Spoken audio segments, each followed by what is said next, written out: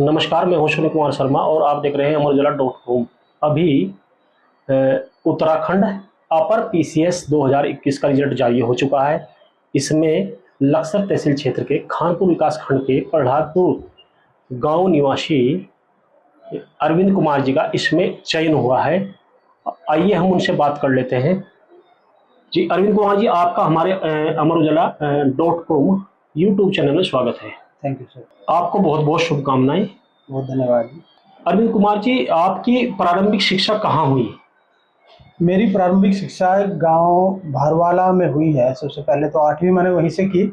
उसके बाद फिर मैंने 12th केवी इंटर कॉलेज लक्सर से किया और फिर इसके बाद फिर देहरादून से यूजी और पीजी और बीएड जो भी आगे की एजुकेशन थी उससे वहीं से की। बीएड करने के बाद आपने अध्यापन शुरू कर दिया था क्षेत्र के ही भोरनी खतीरपुर इंटर कॉलेज में, लेकिन उसके बाद कुछ दिनों तक आपने अध्यापन किया, फिर बीच में छोड़कर उसे प्रतियोगिता परीक्षाओं की तैयारी की। ये मोड़ कैसा है आपकी जिंदगी में? जब मैं वहाँ अध्यापन कार्य कर रहा था तो मुझे कोई सिक्योरिटी जैसा फील नहीं हो रहा था, इसलिए मैंने निश्चय किया कि मैं वहाँ से छोड़ दूँ और फिर सरकारी क्षेत्र में मैं प्रयास करूँ, क्योंकि वहाँ पे जो फाइल वगैरह चल रही थी उस समय संतुष्ट नहीं था। और इसके बाद लगभग 1.5 साल की मेहनत के बाद फिर मेरा सिलेक्शन सबसे पहले यूपी लेखपाल में हुआ।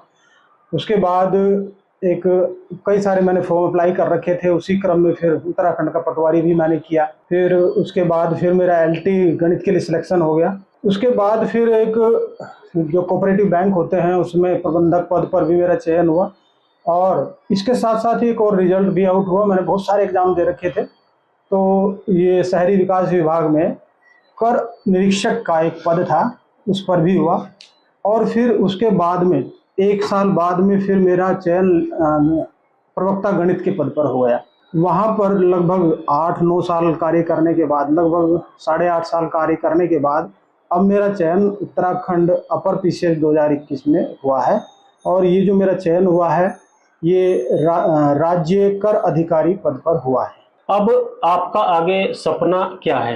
अब मुझे ऐसा लगता है कि चूंकि मैंने राज्य कर अधिकारी तो सोचा नहीं था, लेकिन अब यही मुझे मिला है, तो अब मैं सोचता हूं कि अगला जो 2024 वाला पीसीएस है उसमें मैं एसडीएम निकालूं और मेरा यही प्रयास रहेगा। प्री मैं क्वालिफाई कर चुका हूं, कल ही प्री का भी रिजल्ट आया था।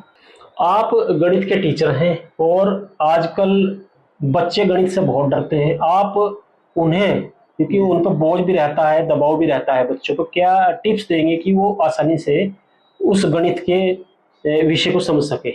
जी, यदि गणित को हम हवा मानते हैं, और नॉर्मली होता ही है कि स्टूडेंट सब गणित को हवा मान के चलते ही हैं, तो हमारा सबसे पहला दायित्व ये होता है एज ए टीचर कि हम उस हव्वे को, उनके दिमाग से उस भय को निकालें।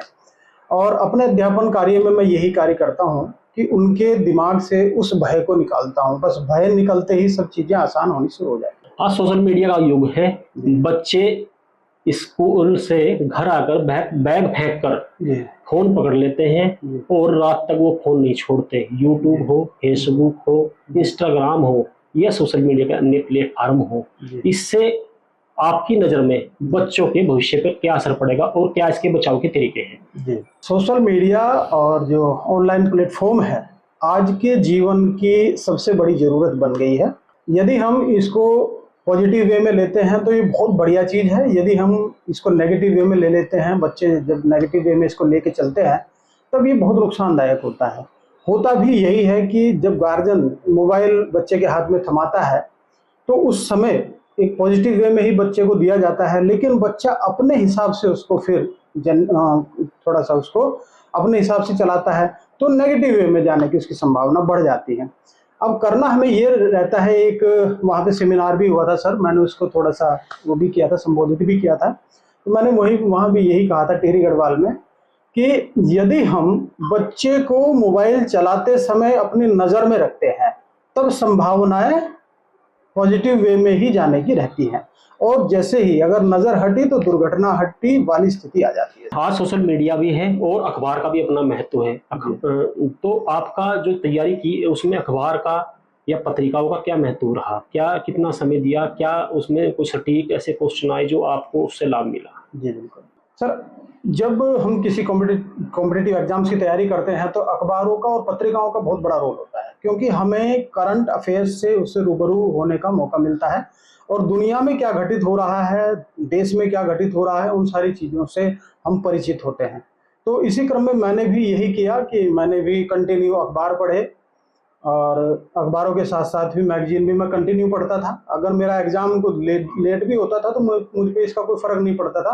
मैं कंटिन्यू मंथली मैगजीन पढ़ा करता था, जिसका मुझे बड़ा बेनिफिट मिला। और इस चीज़ का सबसे बड़ा बेनिफिट जो मिलता है वो इंटरव्यू में मिलता है, क्योंकि वहाँ जो सारे क्वेश्चन पूछे जाते हैं वो इसी हिसाब से पूछे जाते हैं जो करंट में हो रहा है।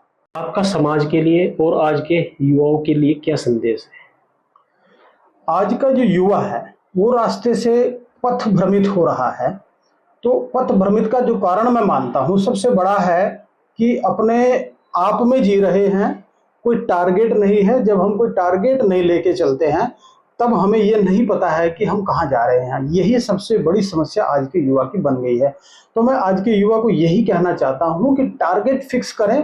अगर बहुत बड़ा टारगेट फिक्स ना करें तो छोटे छोटे टारगेट फिक्स कर करके उन्हें अचीव करते चले जाएं और एक दिन जो आपने बड़ा टारगेट सोचा है वो आप अचीव करेंगे, ये पक्की बात है। तो ये थे हमारे साथ अरविंद कुमार जी, जिनका उत्तराखंड अपर पीसीएस में कर अधिकारी के रूप में चयन हुआ है, जिन्होंने बताया कि उन्होंने बहुत छोटे से स्कूल से पढ़ाई शुरू की थी।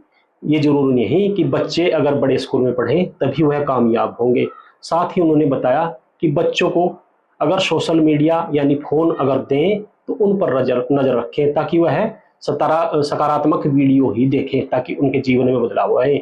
इसके साथ साथ उन्होंने समाज के और युवाओं को एक संदेश और दिया है कि जो युवा जिन्हें बहुत अंदर से आत्मविश्वास नहीं आ रहा है वह छोटे छोटे लक्ष्य बनाए और उन्हें अचीव करते चले, और एक दिन वह अपने राह की मंजिल पर जरूर पहुंच जाएंगे। धन्यवाद अरविंद जी। अगर आप ये वीडियो YouTube पर देख रहे हैं तो हमारे चैनल को सब्सक्राइब करें और बेल आइकन को दबाना ना भूलें। अगर आप Facebook पर ये वीडियो देख रहे हैं तो हमारे पेज को लाइक करें।